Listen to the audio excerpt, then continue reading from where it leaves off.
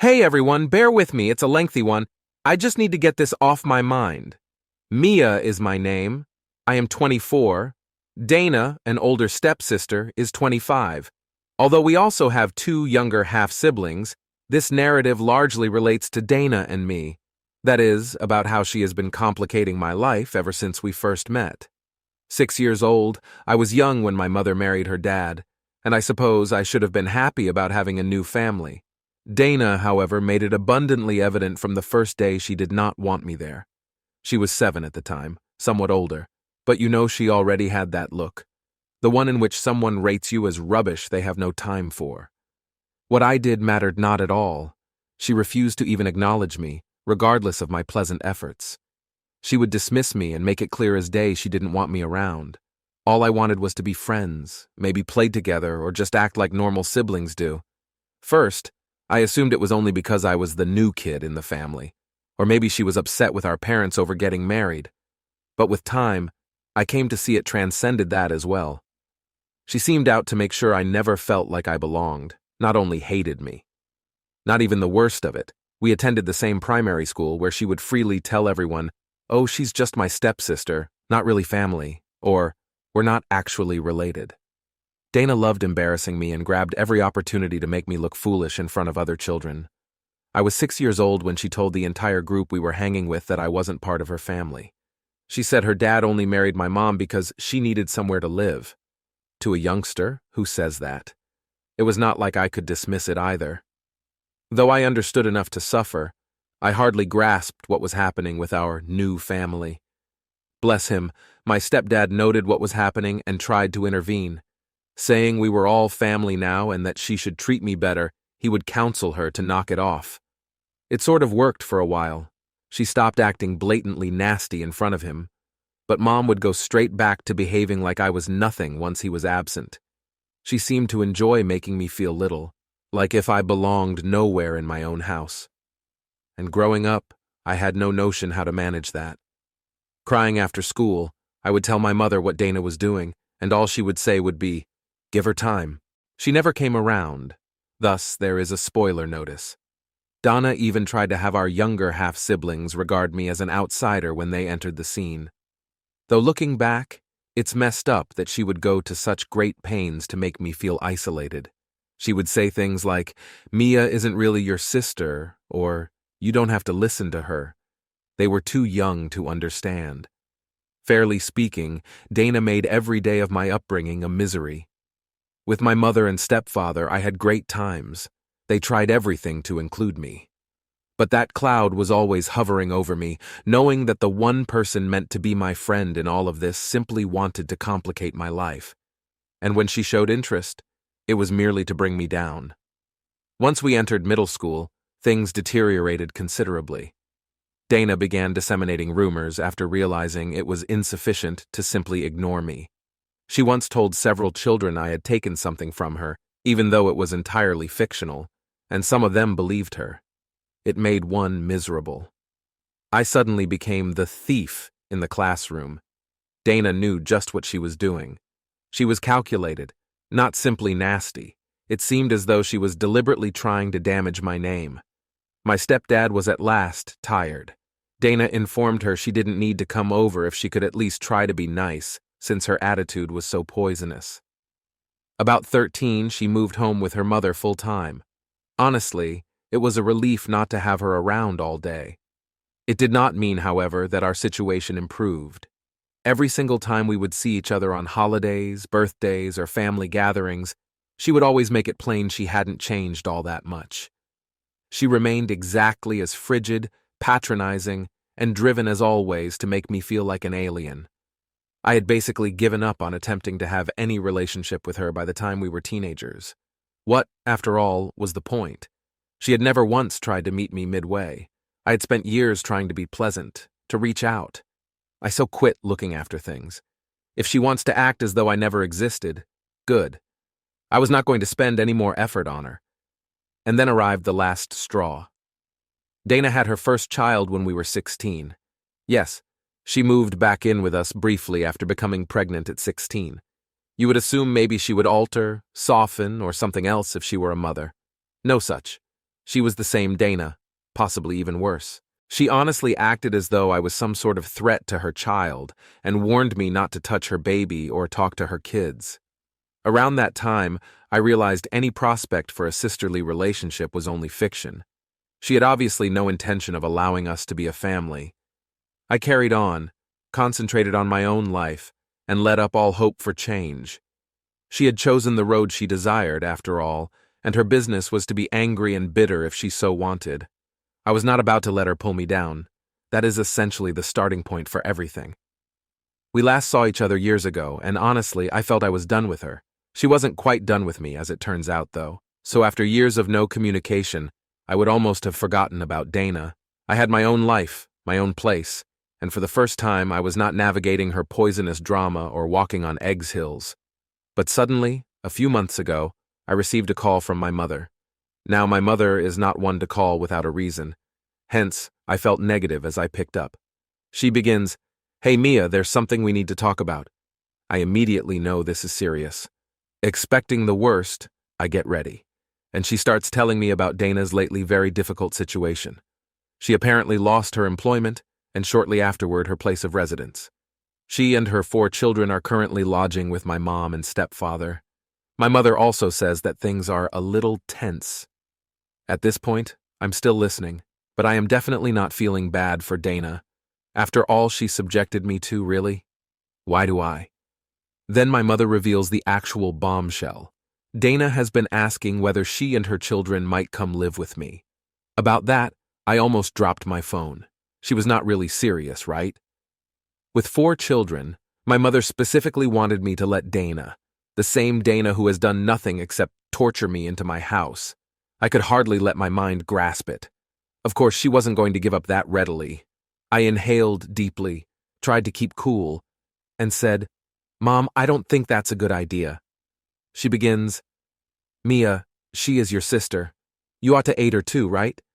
She is in a difficult situation, but family or not, I had limits and Dana crossed them long ago.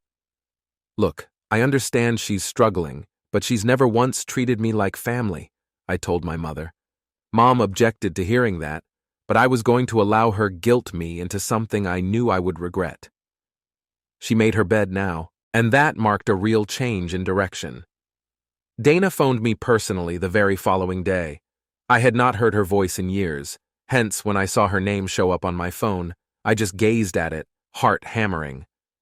Though part of me didn't even want to respond, I decided it would be better to get it over. I picked up and she didn't not even bothered with a hello or anything, just got right in with, "Mia, I need your help." I wasn't even sure how to respond. Here was the same person who spent her whole life posing as I did not exist, and today she is seeking my assistance since we are really close. She continues on about how small things are at my mother's house and how her children fight nonstop for room.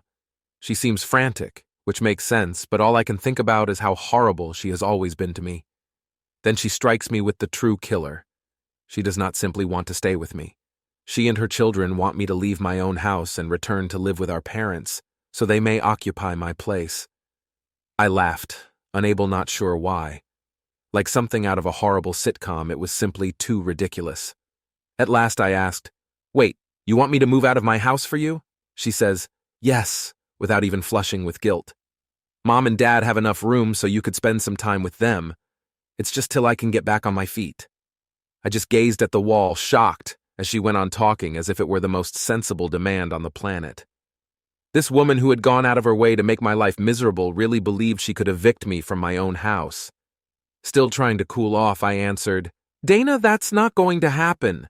She lost it when I worked hard to get this place and realized I wouldn't be handing it off to you." She began screaming, accusing me of being selfish, claiming I didn't give family any thought and was leaving her in her hour of need abandoned. She even mentioned that I had no children, as if that somehow diminished my worthiness of my own house. I had finished. I was not going to fall for her guilt-tripping. I had spent too long letting her stroll all over me. So I said, "Dana, I'm sorry you're in this situation, but it's not my responsibility to correct it. You have never desired anything involving me, and now you are suddenly asking me to give my life for you?" Of course, that simply infuriated her. Unbelievably fast, she went from desperate to openly enraged, screaming, calling me a disgusting person, stating I was turning my back on family. At last, I simply hung up. I assumed that would be the end of it, but naturally, I was mistaken. When my mother phoned once more the following day, she was actually angry. Dana apparently had been nonstop grumbling to Mom and my stepdad about how selfish I was becoming, saying, "Can't you just let her remain for a little while, Mia?" Mom tried to be the peacemaker. She truly needs help, but I stayed firm, repeating what I had advised Dana. "Mom, I am not giving away my house." My mother wasn't happy, but I could sense she was beginning to grasp where I was coming from. Enough of her drama. She couldn't even contest Dana's entitlement. Off the scale. She was stuck in the midst, attempting to make peace between her daughters, but I wouldn't allow Dana to use that to once more control me. Then Dana advanced things just when I believed I would have finally stood my ground. A few weeks later, I was at home on a Saturday unwinding when I heard knock on my door. Not expecting anyone, I reasoned perhaps it was just a delivery. But when I answered the door, Dana was waiting there with 4 of her children and a stack of bags. My stomach dropped. I tried to keep my cool, but it was difficult seeing her suddenly show up like this with her kids in tow. I just stood there stunned and said, "Mia, we need to talk." "You are doing here what?" I managed to ask, expecting she would pick up the cue. However, no. Dana merely sighed, clearly angry with me, and continued, "Look, Mia, I have nowhere else to go. Mom and Dad are growing annoyed with me as their place seems overly small. Given our family, I assumed you would be somewhat more sympathetic. At this point, I was simply done." Here she was trying to pull the "we're family" card, the same lady that turned my life into a nightmare. Deeply breathing, I tried not to lose my cool and added, "Dana, I already told you, I'm not letting you stay here. Showing up unannounced won't change that." She rolled her eyes and crossed her arms like she always did when she felt she was correct. "You're crazy, Mia. It's not like I'm demanding anything particularly. Now I'm a reasonably patient guy, but that was pushing it. We will only stay here for a little bit until I can find a job and somewhere for the kids." This time louder, I replied, "Dana, you're not staying here. I'm sorry you're in a difficult situation. You clearly wanted nothing to do with me, and now you're expecting me to flip my life upside down for you?" Her children were beginning to get bored, and I could sense this chat was not going very far. Naturally, though, Dana was not giving up that readily. Shifting her weight, she added, "It's not only about me, Mia. Consider the children. They need somewhere steady. Do you not give them any thought?" I yearned to scream. Indeed, of course, I worried about the children. They had not done anything wrong, and they did not merit being pulled into this mess. That did not mean, however, that I owed it to fix everything. I inhaled and kept a consistent voice. "Dana, I worry about them, but you have spent years ensuring I never lived among them, and now I am expected to be the hero?" She grumbled, pointed angrily at me. "Mia, it's not about the past anymore. You have to grow. Things are different today." As a mother, not as your stepsister, I find her nerve to be astounding. Like her having a mother instantly wipe everything she had put me through? I'd finished. "Dana, I am not doing this. You have to go." She looked at me like I had just smacked her, a mixture of desperation and resentment on her face. "So that's it. You just will be turning away from us, regarding the children, after all we have gone through?" I tried to keep my voice steady. "You selected, Dana." Her face contorted in annoyance. "You wanted nothing to do with me right now. You believe you are better than me? Not more than 10? Her eldest child tugged on her arm and said, "Mom, can we go?" Dana looked down at her child, and for a second I thought maybe, just maybe, she would see how absurd this was. She was tired. She turned back to me, though, and declared, "You're making a big mistake, Mia." She turned and went off, her kids trailing behind, not thinking I would forget this. Dana murmurs under her breath the entire time as I watched them heap into her car. Though another part of me was simply tired, part of me felt relieved.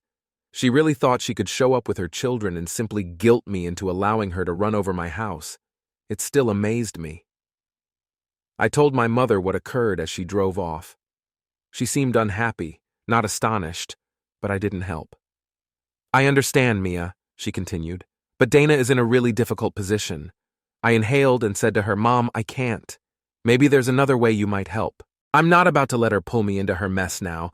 She never treated me like family. My mother groaned. I really wish things were different. Me too, and I meant it. Some things, though, never change. Dana was clearly among them.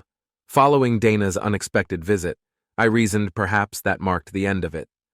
Perhaps she would at last realize that I was not going to cave in and go harass someone else. But no, things just grew worse. I ought to have known better. This was Dana we discussed. A few days after she vanished from my front door, my mother phoned once again. I responded, and immediately I sensed something was wrong. Her voice sounded tight, as though she were struggling to control herself. She continued, leaping right into it. Mia, we need to discuss what happened with Dana. I slumped. Mom, I mentioned already what happened. She expected me to let her kids stay at my house when she showed up with them. I know, told her. Besides, what else is worth discussing? She hesitated, then replied, Dana's been going on and on about how unfair you're being, saying you're turning your back on family. I couldn't believe it. She's had your stepdad all worked up, and he's talking about how we should be helping her more as a family. Dana would not let her take over my house. Hence, she was actually trying to have my own mom and stepdad turn against me. I inhaled deeply, attempting to cool myself. Mom, you know that is absurd. There was a long delay on the other end of the line. She is manipulating you both since I would not let her have what she wants. I know, Mia. I get it, my mother said at last. But around here, things are becoming strained. Given the kids involved, your stepdad finds Dana in such a difficult situation unacceptable. And there it was, the guilt trip. What more we should be doing to help her. Though I knew my mother wasn't doing it on intent, talking about the children like that made me feel as though I was somehow the evil guy. But I knew better. Dana was playing her game with her children as pieces, and I was not about to let myself get played. Mom, I'm not letting Dana guilt me into this, I said with great conviction. I know the children are in a difficult situation, but that is on her, not on me. She made the decisions. Now she has to deal with the fallout. Another stop, then a sigh. I just wish things were different, Mia. I hate seeing the family so split. Me too, softening a little. But this isn't on me. Dana has treated me like I don't exist for years, and now she needs my help? Family does not operate like that. Another protracted silence before she continued. I know you're right, but just be ready. That hit me more than I had anticipated. Your stepdad is truly agitated, and I worry he could support Dana through all of this. My stepdad had always been friendly, so the idea of him supporting Dana made me queasy. I knew, though, I had to be firm. Thanks for the heads up, Mom, I murmured gently. I know, but I'm not going to change my mind. Just be cautious, buddy. After we hung up, I felt a knot in my gut, and I want things not to become any worse. Dana seemed resolved to pull me into her mess regardless of what I did. She now was turning my own family against me. I had no idea how much more of it I could handle. It was draining. Of course, though, Dana was not done. A few days later, I began receiving calls from other relatives, people I hadn't spoken with in months. My aunt, cousin, even some distant cousins on the side of my stepdad. Every single one of them related the same story. Painting me as the villain in her sob story, Dana had been visiting them, telling them how I had refused to help her and her children when they were desperate and homeless. It was quite aggravating. Though this was a new low, even for her, I knew she was manipulating. Half of my time I answered calls from worried relatives, all of them trying to guilt me into doing the right thing by volunteering to help her. Given none of them understood the whole truth, I couldn't believe how readily she had gotten them on her side. One day, a cousin I hadn't spoken to in more than a year called me up and began preaching about family values and how I was letting my pride get in the way of supporting someone in need. Though I could have lost it, I kept my cool long enough to explain my side of things. Look, I said to her, you know half of it. Since we were young, Dana has treated me like dirt. Today she expects me to give up my house for her. She tried to explain, claiming people change, and Dana was just trying to survive. But I was not having it. She hasn't changed at all. I answered with a firm voice. By the time we hung up, I was tired. She was just exploiting these circumstances to get what she wanted, and I was not falling for it. Even though Dana was not physically in my life, I couldn't believe how much energy she was sapping from me. She seemed to have discovered a means of invading my domain without ever being physically present. The tension with my mother and stepdad persisted even when the calls eventually began to fade. Every interaction with them was like walking on eggshells, and I could see they were trying to balance their remorse about Dana with their allegiance to me. I detested that it had gotten to this. It was a disaster. No matter how much pressure they applied, though, I was not going to cave in. Dana had made decisions. Now she had to live with them. And so be it, if that meant I had to be the bad guy in her narrative. But then Dana pulled one more trick. This one, far beyond anything I could have anticipated, just when I thought maybe things would finally cool up. Its beginning was a knock on the door. Now, following all that had transpired, I was somewhat suspicious of anybody arriving up uninvited, so I wasn't really happy to hear someone at my door. When I peeped through the peephole, a man in uniform stood there. My heart sunk. I considered something horrible for a short second. Saying, "You've been served." He handed me an envelope when I opened the door. I gazed at the envelope, perplexed and slightly creeped out. I had done nothing illegal. Hence, what could this be about? I opened it right there, and my stomach turned with incredulity as I went over the documents. Dana filed a lawsuit against me. Through the judicial system, she was basically trying to compel me to allow her and her children to remain in my house. I could not even grasp it. Who was doing that? She was trying to legally grab my house since she could guilt me into giving her what she wanted. I experienced a tsunami of incredulity and rage. Not even knowing that was something you could do, when I phoned my mother right away to let her know what occurred, she was equally stunned. "That cannot be real," she remarked. "She cannot do it, yet it was real." Sure enough, Dana had visited a lawyer and registered a claim to try to compel me to let her and her children live in my house. I checked the documentation again. It still amazed me. To find my choices, I personally contacted a lawyer. Fortunately, he told me that this whole thing was ludicrous and had no legal basis. Still, the notion that Dana had even attempted something like this was crazy. My attorney guided me in getting ready for what was certain to be a nasty confrontation over the next few weeks. Knowing I had the law on my side, I also knew Dana could be rather devious. She had tried to turn the circumstances in court exactly as she did with our family, and I feared she would cause me to be once again the bad guy. When the court date eventually showed up, I entered the courtroom nervous yet angry. Dana arrived already with her attorney, and I swear she never seemed anxious. She seemed haughty, as if she really thought she would triumph.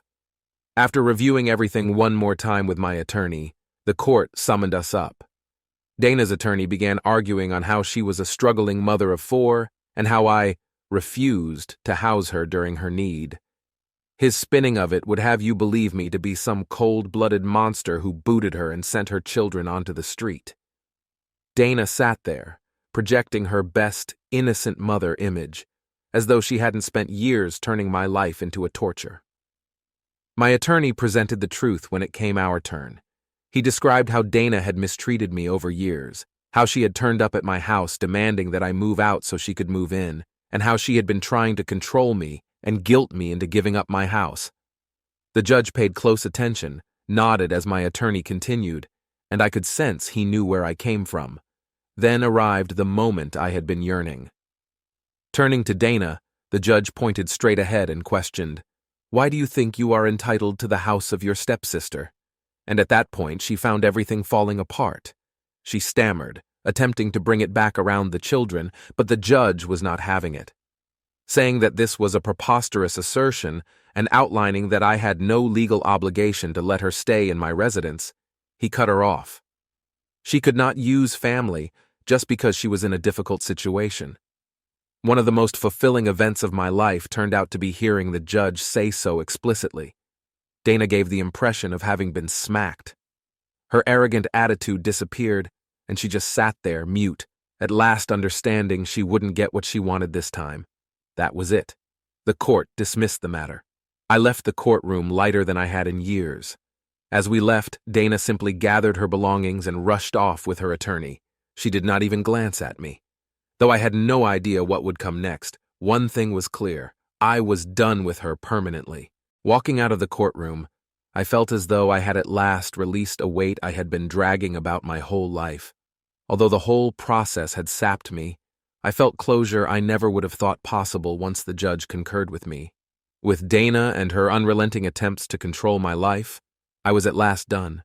I told my mom what had happened when I arrived home. She was relieved, but I sensed she was experiencing conflicting feelings. "I'm glad it's over, Mia," she added. "But I just wish things hadn't come to this point." "Me too, Mom," I added, meaning it.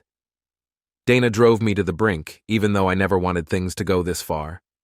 She decided on her road, I decided on mine. I was initially advocating for myself, not allowing her guilt or control over me. Though it upset her, my mother understood. She understood the harm Dana had caused as well as the extent she would have gone to keep me on the outside. She didn't find it easy to accept, but it was obvious she knew why I cannot allow Dana to continue acting this way. Things at last began to calm down following that call. Dana did not get in touch once again, and the non-stop calls from relatives stopped. I believe news got around that Dana's attempt at control over everyone had backfired. Perhaps she at last understood she could not continue depending on familial ties to fulfill her needs. Still, the quiet was magnificent, whatever it was. I thought I was free from her shadow for the first time in my life. Still, the peace was not permanent. I heard from my mother once again a few weeks later. She informed me Dana had at last located a modest apartment. Not much, but at least she and her children would have somewhere. Mom's voice seemed to me as if she was waiting for me to deliver some olive branches and some peace-building words. I did not, however. Knowing where I stood, I was not about to let Dana back in, after all she had put me through. Though it made her depressed, my mother appeared to grasp that. "I just hope one day you two will find peace with one another," she said. "Maybe, but Mom, I am at peace with this. And it was the truth, that I am not allowing her control over my life.